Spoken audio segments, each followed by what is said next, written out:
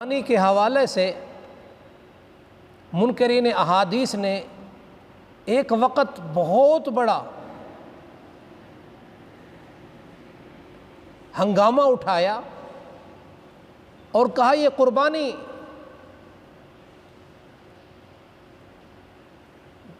مال کا ضیاع ہے، گوشت ضائع ہو جاتا ہے، اور اس زمانے میں فریج وغیرہ بھی نہیں تھے، جانوروں کی کافی چیزیں ضائع بھی ہو رہی تھی، تو انہوں نے اس بات کو دیکھ کے شور اٹھایا۔ پھر جب اس پر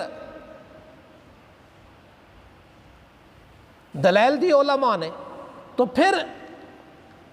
ایک اور اعتراض کیا، یہ قربانی حاجیوں کے ساتھ مخصوص ہے، یہ قربانی حجاج کے لیے ہے اور مناسک حج میں سے ہے، حاجی لوگوں پر قربانی ہے۔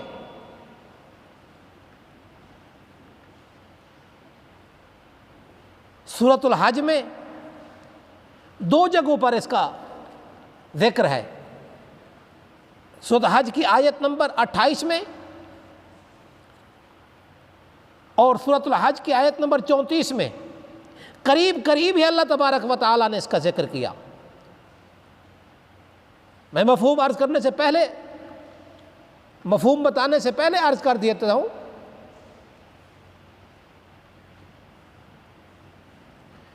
کہ جو آیت نمبر 28 میں ہے یہ حاجیوں کے لیے قربانی کا ذکر ہے، اور آیت نمبر 34 میں عید الاضحیٰ والوں کے لیے پورے رکوع میں اس کا ذکر ہے۔ آپ دیکھیں آیت نمبر 28 میں بھی اس کا ذکر ہے، آیت نمبر 34 میں بھی اس کا ذکر ہے، لیکن اس سے پہلے علامہ شامی رحمۃ اللہ علیہ نے لکھا ہے اجمع المسلمون علی مشروعیت الاضحیۃ۔ میں اس پر پہلے احادیثوں کے دروس میں احادیث آپ کو سنا چکا ہوں، اب فقہا کی عبارت بھی ذہن میں رکھ لے۔ اجمع المسلمون علی مشروعیت الاضحیۃ، قربانی کا مشروع ہونا، قربانی کے مشروع ہونے پر تمام مسلمان متفق ہیں، تمام ائمہ متفق ہیں۔ اور ساتھ اگلی بات بھی سن لیں، فقہا نے یہ بھی لکھا ہے لو انکر اصل الوتر و اصل الاضحیۃ،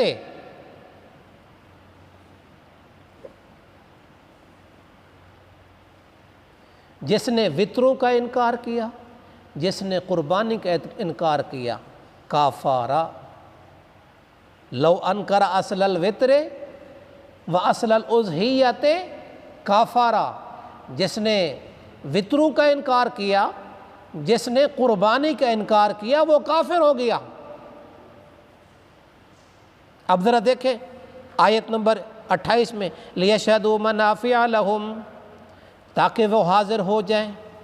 اپنے فائدوں کی جگہ پر، وَيَذْكُرُ اسْمَ اللَّهِ فی ایام معلومات، اور یاد کریں اللہ تعالیٰ کا نام معلوم دنوں میں، علی ما رزقہم من بہیمۃ الانعام،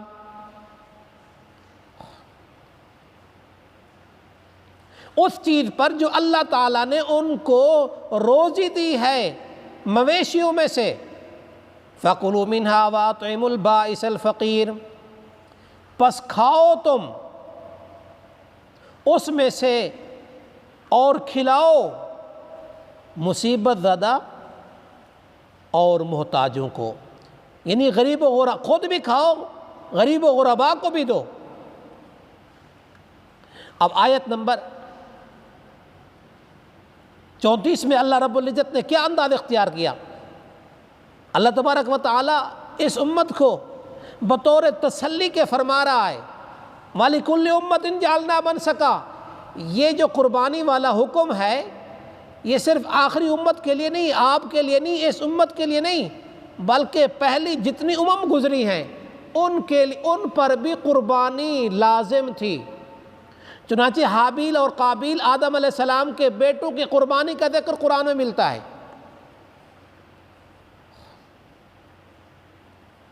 اور ابراہیم علیہ السلام سے تو پھر آگے ابراہیم علیہ السلام کی قربانی کا ذکر ہے، پہلو انبیاؤں کا اور ان کی امتوں کی قربانی کا ذکر ہے۔ تو اللہ تبارک و تعالیٰ فرما رہا ہے، آیت نمبر 34 دیکھیں، وَلِكُلِّ أُمَّةٍ جَعَلْنَا مَنْسَكًا، ہر امت کے لیے ہم نے مقرر کیا ہے قربانی کا طریقہ، لِيَذْكُرُوا اسْمَ اللَّهِ عَلَىٰ مَا رَزَقَهُم مِّن بَهِيمَةِ الْأَنْعَامِ، تاکہ وہ یاد کریں اللہ تعالیٰ کا نام اس پر جو اس نے ان کو رزق دیا ہے، من بہیمۃ الانعام، مویشیوں میں سے، اور قربانی بھی 4 جانوروں میں سے کسی ایک جانور کی ہو سکتی ہے۔ اونٹ نرمادہ ہو جائے گا، گائے بیل نرمادہ، بکری نرمادہ، بھیڑ دمبا نرمادہ، ان 4 جانوروں کی قربانی۔ تو پھر آگے اللہ تبارک و تعالیٰ فرماتا ہے یہ قربانی تم پر جو لازم کی گئی ہے، فَإِلَٰهُكُمْ إِلَٰهٌ وَاحِدٌ، پس تمہارا معبود برحق ایک ہی معبود ہے، فَلَهُ وَاسْلِمُوا، پس اسی کی فرمان برداری کرو، اسی ایک اللہ کا حکم مانو اور اسی کے سامنے جھکو، اس کے جلال اور عظمت سے ڈرتے رہو، اس کے ساتھ، اس کے نام کے ساتھ کسی کو شریک نہ کرو۔ لِيَذْكُرُوا اسْمَ اللَّهِ، فرمایا اس کو ذبح کرتے وقت اللہ تعالیٰ کا نام کرو۔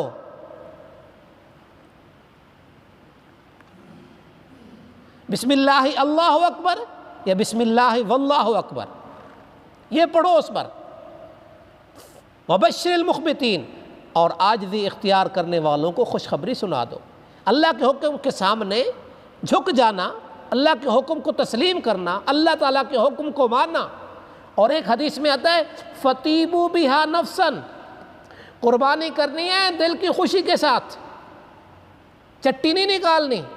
بلکہ اللہ کے حکم کو خوش دلی کے ساتھ پورا کرنا، یہ مومن اور موحد کے لیے ضروری ہے۔